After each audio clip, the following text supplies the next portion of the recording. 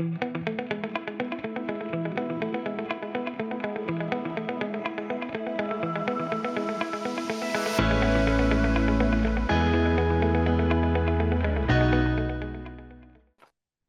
I think we just get started. Elena is coming. Okay, now, so welcome everybody. And I think most of everybody who is here knows me anyways, but I want to introduce myself to the few new faces that I'm seeing here. So my name is Magdalena Falta. I am a researcher and also teacher at the University of Iceland and a project manager at Íslenski Ferðaklasinn and at Einurd. And this webinar that we are having here today is funded by the Erasmus Plus project Extor. You can see here. And I co-lead this project on behalf of Einurd. So before we get started with our talk today about the potential value of podcasts as a tool to build bridges between tourism stakeholders in the tourism industry, I would like to say a few words about this Extor project and also explain how it links to our university project, the podcast Ferðamál á Íslandi. So Extor stands for, you can see it here, Experiential Tourism for Sustainable Rural Development. And its goal is to foster innovation, rural innovation, and to build up skill sets for rural entrepreneurs, especially in the tourism industry. And I would just like to invite you to check out the webpage, which is under this QR code. And there you can find all kinds of information. There's, for example, an e-learning platform. There you can find a whole course program, which is meant to develop to foster these entrepreneurial skills. It starts with basic information about sustainable tourism, leads to digital skills, video making, video marketing, and so on. And you can use that for free. You can incorporate that into your own projects. So that's maybe worth it checking out. Then there's a community platform that is called DigiNeuro. There we invite you to register if you want to be kept up to date with information about this topic. So just check it out. Maybe there's something for you that you find interesting. This webinar that we are hosting today is the third of a webinar series that we in Einurd have been hosting on behalf of this Extor project. The first webinar was about rural innovation in general. It was with Arna Sigurðsson, an Icelandic expert who is building innovation hubs in the countryside. The second webinar was also in January this year. It was with Gunnar Ólafsson, an entrepreneur from the Westfjords, and he gave us a practical to do and not to do, like what you have to have in mind when you want to have an AI strategy for a tourism business in the countryside or for small or micro-sized tourism businesses. And our session today is about the university podcast Ferðamál á Íslandi, and I think this can be best translated with tourism issues in Iceland, right? Okay. And it's also about the potential of podcasts in general, like to narrow this gap between different kinds of groups of tourism stakeholders in Iceland, but also like globally. And Ferðamál á Íslandi is a pilot project that is managed by a small project team at the University of Iceland, where I'm part of, but I will come to that in a bit.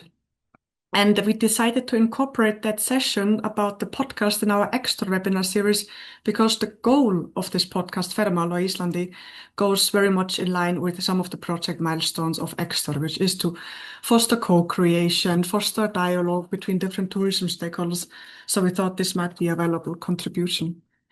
Just a few organizational things. We are recording today's session, as you probably have noticed. So if you would like to have these recordings, just drop me a line and we are very happy to share the recordings with you. And you probably also noticed that I'm speaking English. And this webinar today is hosted or is funded by Erasmus Plus. So we did not only want to speak Icelandic since it's a European Union initiative, but we will switch to Icelandic in a bit, but the slides remain in English.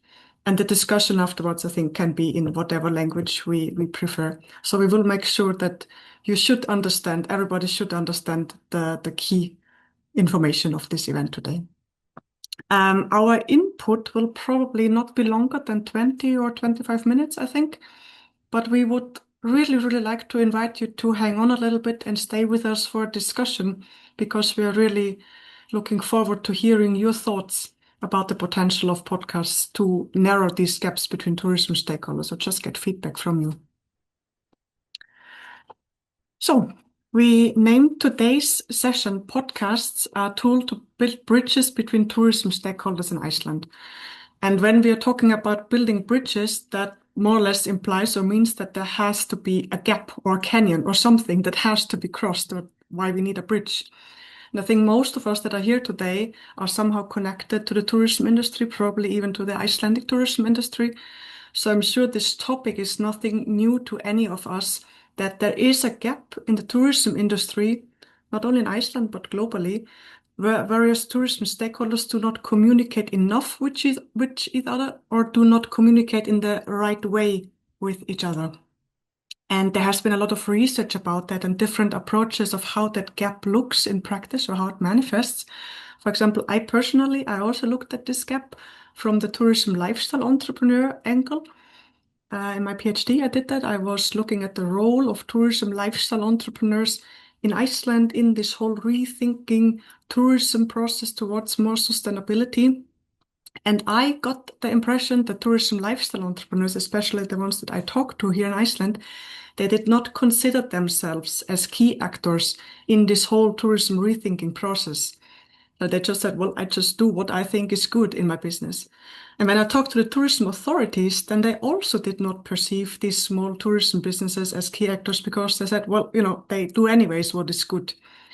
So even though these two entities had similar goals, there seemed to be a lack of communication of these goals.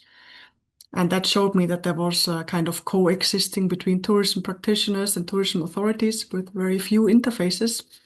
And that is a waste of resources. But that is only one way of how this gap between theory and practice manifests. I'm sure you all have experienced it from another angle or similar angle. And this gap is something that we wanted to tackle when we started this university podcast, Ferðamál á Íslandi. And when I say we, that is us, the project team. Gunnar Þór Jóhannesson, who is a professor at the University of Iceland in Ferðamálafræði, and Magnús Haukur Ásgeirsson, who is an adjunct lecturer at the University of Iceland. So thank you, Gunnar and Maki, for being here today, and that we have this chance for talking a bit about our project.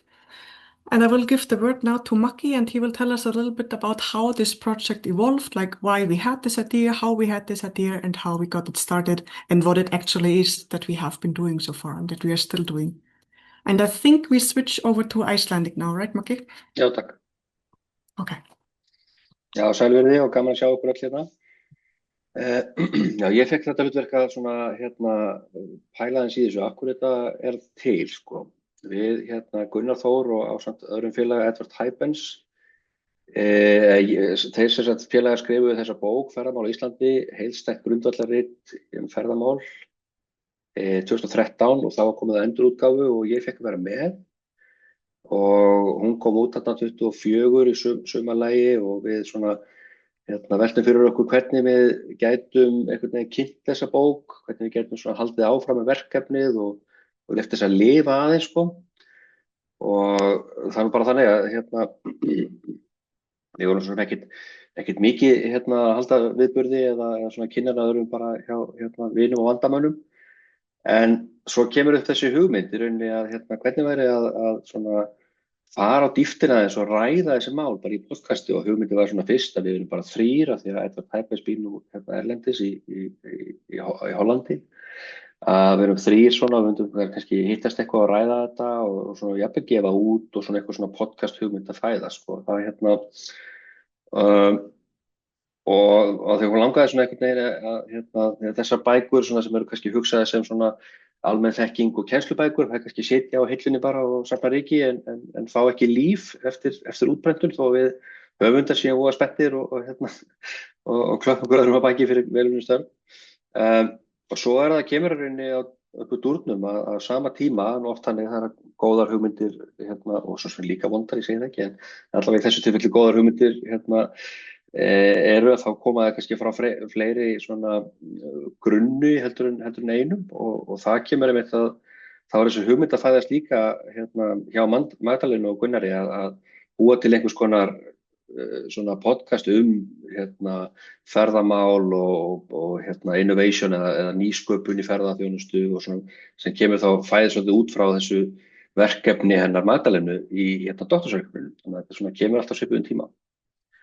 Og það verður eiginlega úr svona svolítið að þessar hugmyndir hérna renna saman í eina góða hugmynd held ég og sterkari hugmynd þar að auki því að það voru alltaf komu svona fleiri hérna, komu fleiri að þessu og meiri svona drifkraftur, getur við sagt, og fengum þetta spá styrk til þess að byrja og tókum upp held í fyrstu 10 þættina á þeim styrkjum og svo erum við að gera þetta eiginlega frítt núna mikið til. Og hugmyndin er þessi sko að podcasti heitir Ferðamál Íslandi sko rannsóknir og raunheimar og gengur í raunin út á það eins og Magdalena sagði að svona reyna að koma á þessum hugmyndafræðilega segjum fræðunum inn í praktíkina og praktíkin inn í fræðin svolítið þetta bridging the gap við getum orðað þannig á enskunni en líka bara að svona hvernig þetta einhvern veginn hvernig við getum hjálpa hvort öðru. Við sem rannsókendur þurfum klárlega á greininni að halda til þess að geta bara haldið áfram okkar rannsóknum og kafa dýpra og styrkt okkar þekkingarnet og greinin har svo sannarlega okkur að halda sem rannsókendur að koma nýja þekkingu inn eða styrkja þekkingugrunn og svo fleira sko. Þannig að þetta er svona, já, út á þetta gengur þetta og þannig kviknar reyni hugmyndin að svona reyna að horfa á þessi ferðamál frá öllum hliðum séð, sko. Já, nákvæmlega. Og bara, næstu glæru. Ég held líka áfram á íslensku núna. Við verum mjög heppin, eins og maður verið að segja, að fá fjármagn þegar við komum upp með þessa hugmynd og við erum nú búin að taka upp 13 þætti á síðasti ári eða held í síðastu 2 ári.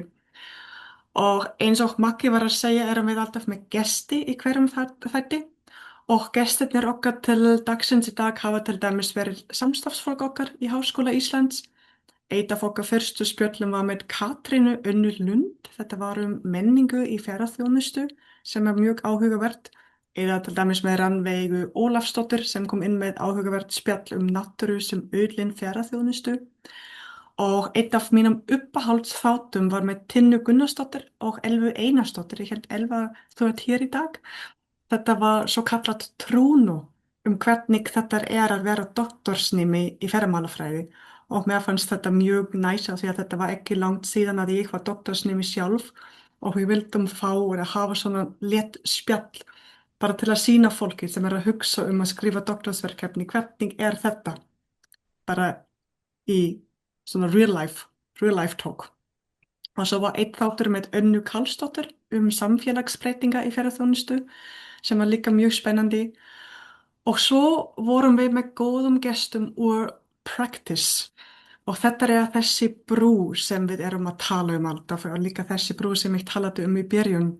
Við viljum hefja svona spjall sem akademía akademisk fólk, það sem við getum dreift útkomu úr rannsóknum okkar og það sem fólk sem vinnur úti í ferðaþjónustu getur líka komið inn og sagt frá sinni reynslu. Og dæmi slíkan þátt spjall okkar með Ástu Kristin, hún CEO í Íslenska ferðaklassen, sjálfbærni í ferðaþjónustu eða annan spjall var með Ólöfu Alladóttur nærandi ferðaþjónustu og já, þetta miklu meira í boði eins og ég var að segja, við erum búin að taka upp 13 þætti og ef þið ætlið að kanna málið betur þá hér QR-kód fyrir YouTube. Allir þættir eru aðgengilegt og það ókeypis og við erum núna í smá pásu af því að okkar vantar fjármagn. En samt í næstu skref viljum við örugglega líka dreifa þessi podcast, þessi hlaðvarp á Spotify til að ná í fleiri sem geta hlustað af því að YouTube samt in fashion en ég held Spotify frekar svona podcast tool. And maybe I say it also in English, like most of our podcast episodes are in Icelandic. That's why we're also introducing it in Icelandic. We have so far 1 or 2 episodes in English with English speaking colleagues. And if we manage to get more funding, then we also plan to have more English speaking episodes with English speaking colleagues here in Iceland. En núna ætla Gunnar held ég að segja okkar aðeins meira hverju okkar af hverju okkur finnst svo mikilvægt að byggja brýr á milli samstarfsaðila og fleira. Já, Gunnar, yours. takk kærlega fyrir Magdalena og komið þið sæl. Gaman að fá þetta tækifæri að tala þetta verkefni. Það var ferðamál í Íslandi. Nú og að einhverju leyti kannski ég að endurtaka það sem nú þegar komið fram en við höfum bara rekið okkur á það og þegar ég segi við þá ég kannski aðalega að hugsa okkur svona í akademíunni, í fræðasamfélaginu. Við höfum rekið okkur á það að það bil á milli fræða og framkvæmdar, ef svo má segja. Og ekki að það sé neitt samsæri þar á bakvið, þetta bara staða mála og ekki bara á Íslandi heldur bara mjög víða að það bara hægra sagt en gert að halda úti virkum tengslum á milli ólíkra aðila sem koma að þá eins og ferðamálum í þessu samhengi. Og það allir tímabundnir í litlu samfélagi eins og íslenska að þá eru við öll með mjög marga hatta og að sinna mjög mörgum ólíkum verkefnum fyrir eins og degi og það bara þannig að í dagsins önn að þá kannski eitthvað eins og svona þekkingarmiðlun, eitthvað sem situr svolítið á hakanum. Í akademíunni þá erum við hvött til þess að fyrst og fremst að leggja okkar orku í að miðla til fræðasamfélagsins, skrifa fræðigreinar, skrifa kafla í ritstýra bækur og taka þátt á fræðilegum ráðstefnum. Mun síður erum við hvött til þess að vera í virku samtali við samfélagið, þó að það sé kannski tala þannig á ákveðnum dögum að þá það samt ekki raunin þegar allt kemur til alls. Þegar kemur að því að byggja upp sinn karriér í akademíunni þá skiptir hitt miklu meira máli. Þannig að það ein ástæða. Önnur ástæða sú að það líka tímaskortur hjá fólki sem að starfa í ferðaþjónustunni og starfa í stoðkerfi ferðaþjónustunnar og fólk hefur ekki endilega tíma til að vera að lesa þessar fræðigreinar. Þannig það ekki endilega ástæðan fyrir þessu bili sé svo að fólk vilji ekki heldur meira að kannski okkur hefur skort svolítið bæði tækin og líka vettvangurinn til þess að eiga í einhvers konar samtali. Og annað sem við rekjum okkur á og viljum svona vinna á með þessu hlaðvarpi og undirliggjandi líka í þessari bók sem Maggi bent á áðan, ferðamál í Íslandi, að við sjáum að umræða ferðamál oft mjög svona drifin áfram af tilfinningarökum, hún oft svolítið polariseruð, fólk fer fram með miklum og stórum staðhæfingum, en raunin að við vitum í sjálfu sig kannski ekkert rosalega mikið stöðumála. Það stoppar fólk ekkert í því að hafa mjög sterkar skoðanir á málunum, en við viljum svona reyna með því að miðla þó þeirri þekkingu sem við vitum hér og þar til staðar, þá viljum við reyna að efla svona málefnalegri umræðu ferðamál. Og líka draga það fram að það bara ýmislegt sem við vitum ekki nægilega vel og við þurfum að rannsaka betur og ekki það fyrir að það breytir því ekki að það alltaf mikilvægt að spyrja sig þessara spurninga, það mjög eðlilegt að það komi upp. Þannig að þetta það má ekki taka þetta þannig að hugmyndin sé að taka niður í einhverju umræðu. Ég held að öll umræða sé af henni góða, heldur meira að reyna að hafa áhrif á hana og reyna að gera hana svona málefnalegri en hægt Nú, eins og kemur þetta fram líka á glærinu að það eru að sjálfsögðu tengsl og mörg okkar náttúrulega að vinna bæði í fræðasamfélagi og með geiranum í stoðkerfisverkefnum og jafnvel í sin megin business og tengsl eins og í þessu samhengi eins og kannski öll önnur tengsl að þau snúast náttúrulega fólk fyrst og fremst og hugmyndin okkar eða ein hugmyndin fyrir þessu hlaðvarpi og af hverju við höldum að það hafi eitthvað gildi en eitt hlaðvarpið jú svo að við svona erum að þétta raðirnar, reyna að draga fólk saman sem hefur áhuga á þessum málum, að starfa í þeim og vill svona efla sig í því og reyna að skapa þá einhvers konar farveg fyrir miðlun og samtal. Og ég held að samtalið sé mjög mikilvægt allan í okkar huga að reyna fyrir okkur náttúrulega þá fáum við óbúslega mikið út af því að kynnast öllu þessu fólki og ef þið hlustið nú á einhverja af þessum þáttum að þá heyrið þið fljótt að í og með að þá erum við líka að kynnast fólkinu á bakvið þessi rannsóknarverkefni eða ólík verkefni í stoðkerfinu og svo framvegis. Og það er mikið verðmæti í sjálfu sér. Við erum ekki það mörg að við þurfum að geta unnið saman og svona geta átt einhvers konar sameiginlegan skilning hvað það er sem við erum að fást við þegar við erum að fást við ferðamál. Annað atriði, af hverju enn eitt podcastið, okkur vitandi að þá er þetta eina hlaðvarpið sem fjallar ferðamál á Íslandi og í og með að þá er þetta líka svona skrásetning á því sem er í gangi og það út af fyrir sig er mjög mikilvægt. Þannig að við erum að skapa einhvers konar banka, svona gagnabanka eða þess háttar, einhvers konar heimild sem við eigum þá til staðar og það er mjög mikilvægt bara fyrir söguna og fyrir náttúrulega nemendur og fræðafólk að vita, bæði kynnast persónum og leikundum en líka bara átt að sjá þeim rannsóknarverkefnum og þeim rannsóknum og þekkingar uppbyggingu sem er eiga sér stað og hefur átt sér stað. Þannig að það hefur verið afskaplega fróðlegt að tala við kollega og fólk sem hefur verið að starfa í þessum geira í til áratugi og fá að heyra þeirra sýn og þeirra sögu og hvernig hlutina hafa þróast og þrátt fyrir allt þá hefur nú bara hefur nú ótrúlega margt breyst til batnaðar, má segja. Þannig ég held að það sé gildi í sjálfu sér,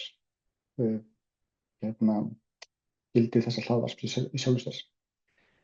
Nú, svo náttúrulega vonustu til þess að þetta verði virkur vettvangur, þó að framleiðsla þáttanna sé kannski svolítið höktandi að þá hefur þetta verið svona nánast einn þáttur á mánuði og það er ekkert endilega kappsmál hjá okkur að gera eins marga þætti og við getum eða eitthvað þess háttar, heldur frekar að halda þessu lifandi og segja frá því sem verið er að gera hér og þar og þetta vonustu til þess að geta gert þetta svona með reglulegri hætti og jafnvel að fylgjast með eins og þessi síðasti punktur hérna á glærunni dregur fram að það er ekkert því til fyrirstöðu að tala oftar en einu sinni við hvert viðmælanda og fylgjast með einstökum rannsóknarverkefnum eitthvað þess háttar. Þannig ég held að það sé mjög margir möguleikar sem þetta getur boðið upp á. Þó við kannski ætlum ekki að fara að vinna podcast verðlaunin eða eitthvað þess háttar. Það er ekkert endilega kappsmál. Væri næs samt. Já, það væri mjög næs. Þannig að kannski þurfum við að endurskoða þetta mátilega að setja það í markmiðssetningu þáttanna. Já. En hvað ber framtíðin í skauti sér? Eins og ég segi að það vonast til þess að geta haldið þessu áfram. Við höldum að þetta sé mikilvægt og við höfum fengið góð viðbrögð. Við viljum náttúrulega gjarnan að fleiri nýti sér þá þætti og hlusta á þessa þætti og þess að þar. En ég held að þeir munu lifa og vera til staðar, þeir sem komnir eru. Við höldum að þetta sé heppileg leið, hlaðvarpið þarf að segja, heppilegt format til að miðla svona fræðilegri þekkingu, að spjalla hana og auðvelt að taka það á dæmi og ræða hvernig hlutinni geta tengst, hvernig einhverjar kenningar geta tengst, hagnýtum úrlausnarefnum og svo framvegis. Og svo eins þá að fá samtalið, að þetta sé samtal, þar að segja að við fáum þá input inn í fræðasamfélagið frá geiranum og við fáum að heyra hvar kreppi skóinn og annað slíkt og hvað það sem geirinn sjálfur myndi vilja eða hafa áhuga á að vita meira og svo framvegis. Vegna þess að það er ekki síður það sem máli skiptir til að byggja upp svona gott fræðasamfélag. Nú, við vonumst til þess að einmitt efla umræðuna og kannski auka veg akademiskrar þekkingar á þessum málum. Það er að segja að bara að umræðan taki meira mið af þeim gögnum og þeir þekkingu sem er örugg og bestu fáanlegum upplýsingum. Og með því er ég að auka þetta vægi og þannig vonandi að halda áfram að brúa þetta bil og kannski að færa þessa ólíku heima svolítið meira saman. Það er kannski í grundvallaratriðum áskoranir, það eru líka áskoranir sem eru handa við hornið og eitt það náttúrulega bara hvernig getum við viðhaldið þessum vettvangi og er þetta þarna inn á YouTube, getum við einhvern veginn tengt þetta og gert þetta sýnilegra, fært þetta nær mögulegum notendum eða hlustendum. Það er spurning sem verður gaman að velta fyrir sér. Annað er og það kannski tengist líka þessu gildi að það er mikill skortur á efni, segjum að fræðilega ígrunduðu efni ferðamál á íslensku og þetta hlaðvarp eflir það. Við þurfum ekki að rætta þessa hluti á íslensku en á sama tíma þá erum við að starfa í alþjóðlegu umhverfi og þess vegna viljum við alls ekki útiloka það að vera með þætti á öðrum tungumálum og þá kannski fyrst og fremst ensku. Og ég held að það myndi kannski aukast ef eitthvað er. Líka bara til að tengja við það sem er að gerast erlendis og ræða við erlenda aðila sem eru að koma til Íslands eða eru að starfa á Íslandi og svo framvegis. Við vitum náttúrulega að það er fullt af verkefnum eins og Extor í gangi sem dæmi og það væri voðalega gaman að geta sagt frá svona verkefnum og þá erum við alltaf að tala einhvers konar alþjóðlegt samstarf. Bara sem dæmi.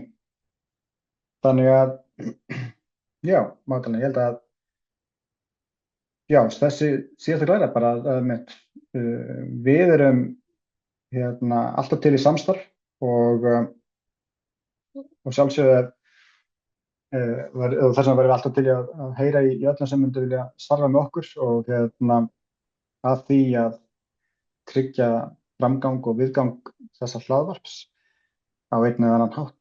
Og ef þið hafið góða hugmynd að þætti eða viðmælanda þá með endilega senda okkur línu og ekki síður ef þið hafið góða hugmynd að einhverjum til að fjármagna eitthvað sem ævintýri þá var það alveg frábært. Þetta er algjör synd vegna þess að það er ekki mikið fjármagn sem þarf í svona en það er samt það er smá vinna sem felst í því að editera og hafa þættina tilbúna þannig að það séu áheyrilegir og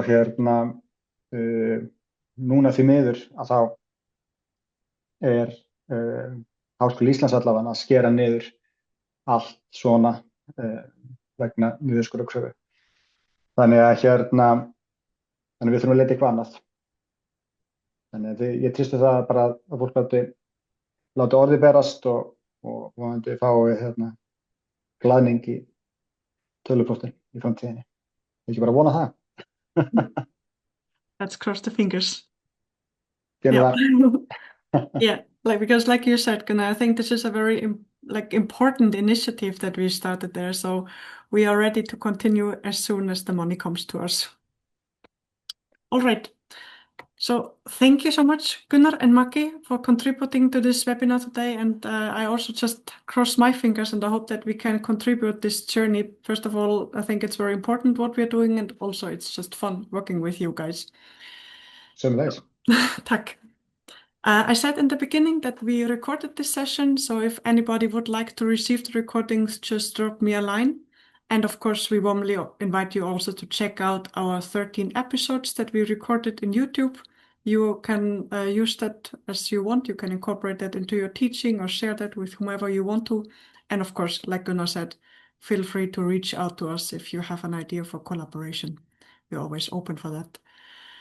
Just on the side, I will be in touch with all of the participants of this webinar after this ends, and I will send you an evaluation survey because, like we said, this webinar is funded by an Erasmus Plus funded initiative, and there we always have to provide a lot of evaluation and feedback and proofs. So I would be super grateful if you could fill that out for me. And apart from that, I would just like to open the floor for discussion, comments, questions in whatever language you feel comfortable with. And I will stop sharing here and give the floor to whoever has something to say.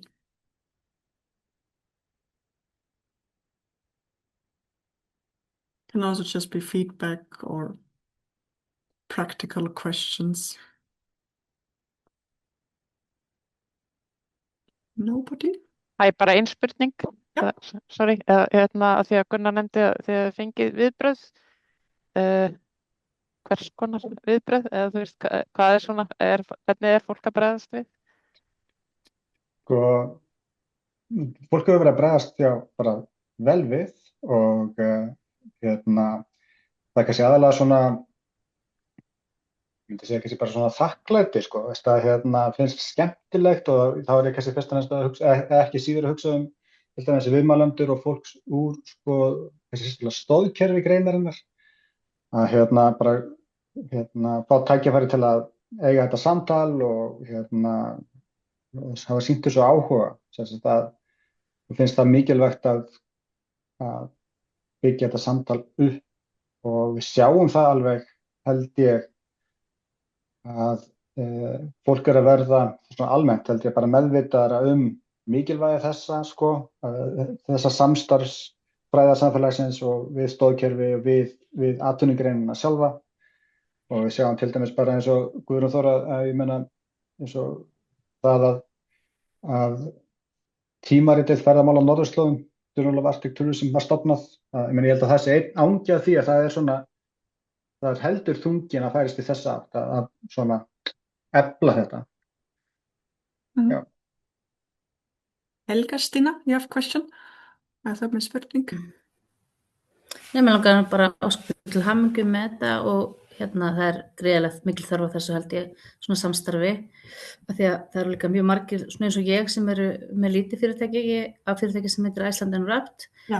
búin að vera með það í 11 ár, en sko, ég vissi þetta líka bara svona svolítið til þess að skoða svolítið hvernig við erum líka sem gestgjafar. Ég er reyndar að byrja sjálf með podcast, bara svona upp á mitt einstami, vegna sem ég vantaði mitt umræðinu svolítið við bæði kúnan okkar út og ég er til dæmis að tala við fólk á Indlandi, varandi, þú veist, hvað væntingar hafa túristar til íslensks ferðamannaðirnar, því að það getur verið rosalega mismunandi eftir hvaðan fólk kemur, þannig að ég held að sú umræða sé líka mikilvæg, en ég fagna að sé verið að ræða saman, það er svo ótrúlega margt gott sem kemur út úr því.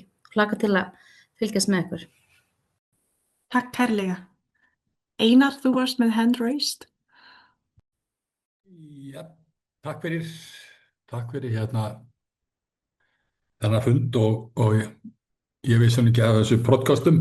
Ég er með lítið fyrirtæki sem heitir Snæfellsnes Adventure í Grundarfirði og ég hef svona verið að leita að og reyna að gera eitthvað annað heldur en að sturta ferðamönnum og skipum í stóra rútur og keyra hringinn og tilbaka, reyna að búa til eitthvað meira og svo síðan sem að vantar af því að voru að tala að byggja brýr, sko, á milli greinar og fræðasamfélaginu, þá vantar líka að byggja brýr á milli, sko, greinarinnar og íbúana og landeigenda til þess að, já, svona að við skiljum hvort annað, tilganginn og annað og væntingar.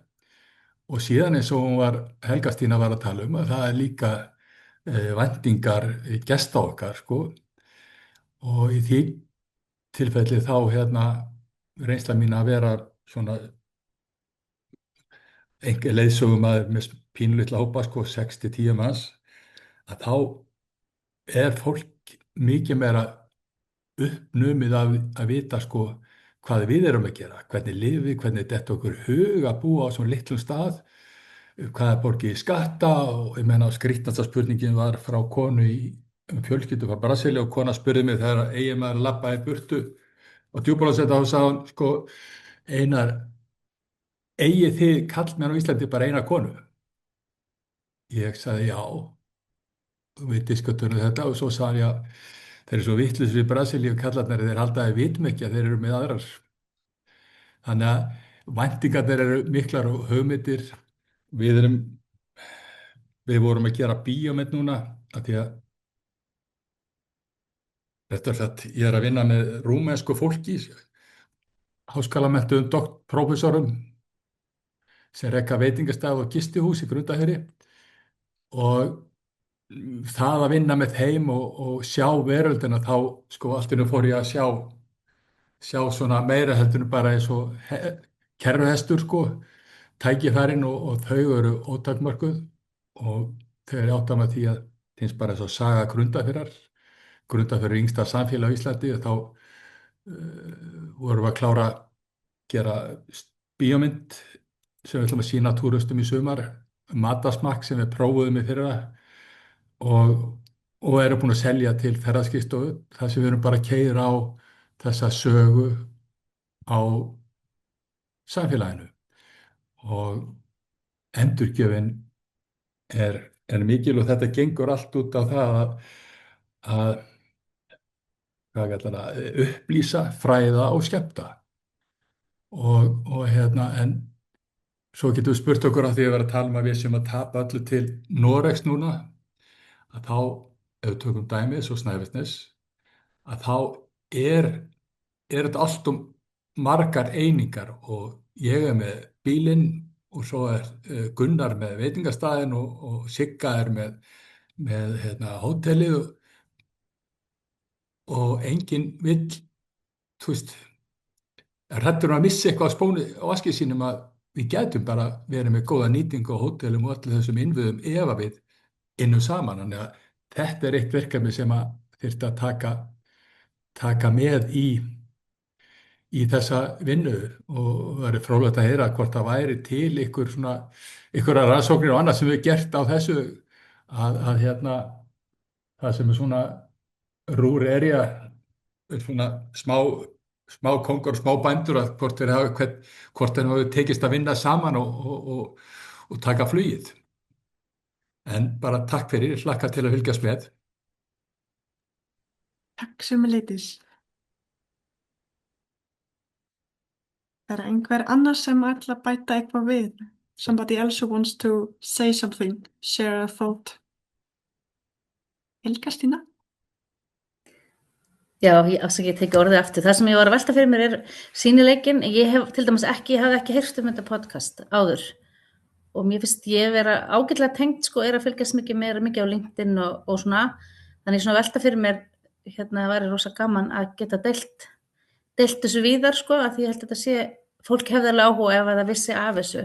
En það er kannski líka svona tengingin við fræðasamfélagið sem að ég er svona velta fyrir mér, ég veit þetta ekki, þetta er bara svona pæling, ég er kannski ekki vel séð svona fræðasamfélagi komið svona pælingu, en það er allavega hugmyndin, þú veist, hvort það sé svona svolítið, sko, skilin á milli er að það vantar svo mikla tengingu því að fólk kannski tengir ekki við og hefur ekki tíma í að vera að spáspekulera og vera eitthvað svona, það er bara að vinna vinnuna, sko, þannig að ég er svona á staðnum í grunninum, sko, með túristana.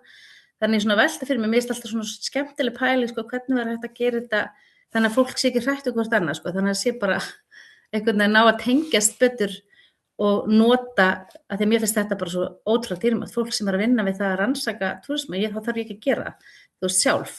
Það vantar kannski líka hjá mér að nýta mér þessa möguleika og það er kannski út af sýnileikanum að ég kannski finn ekki upplýsingar um þetta og svo er þetta bara eitthvað hérna upp í háskóla og ég sé ekki hvað er að gerast. Þannig að það er misskilningurinn held ég.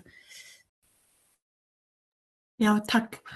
Við viljum þess vegna líka hafa þessi spjall sem svona léttspjall sem er gaman að hlusta í, bara til að ná í fólk. Þú veist, þetta má ekki vera vinna að hlusta í hlaðvarp okkar.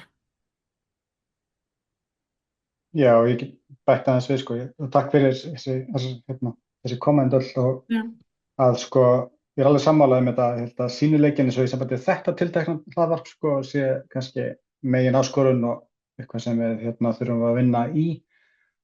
En þetta er akkurat sem við viljum gera sko, að ná þessu fram sem þú ert að nefna Helga,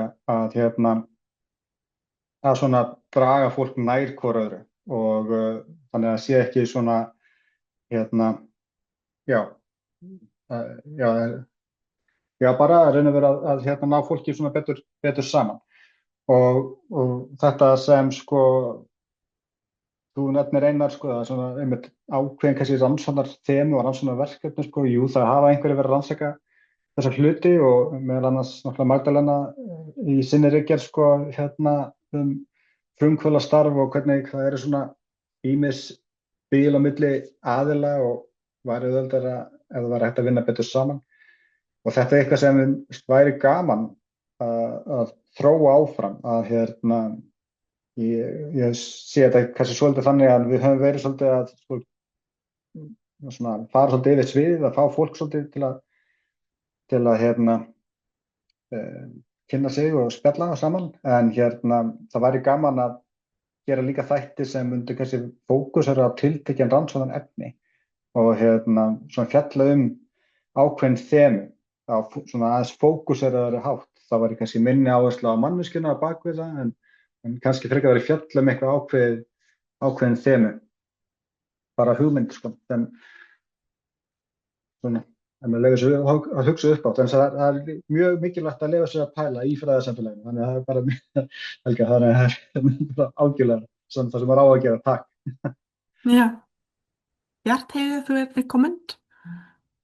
Já, ég var nú bara að velta fyrir mér, sko, ég hef lesið nú alltaf öðru hvoru greinar og bækur ferðaþjónustu og rannsóknir.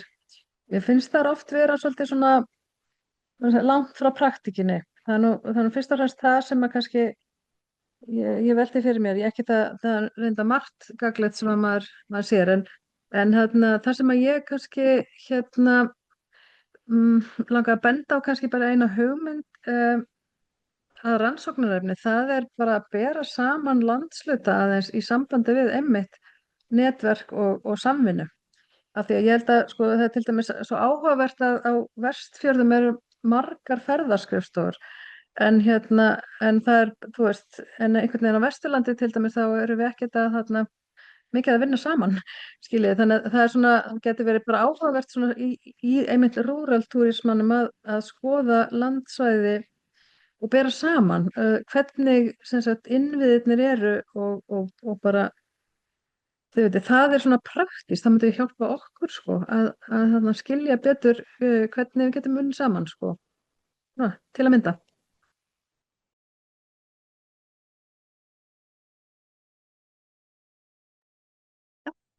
Takk fyrir þetta. Ég er bara sammála. Er einhver annar með? Já, Gunnar líka. Frábært.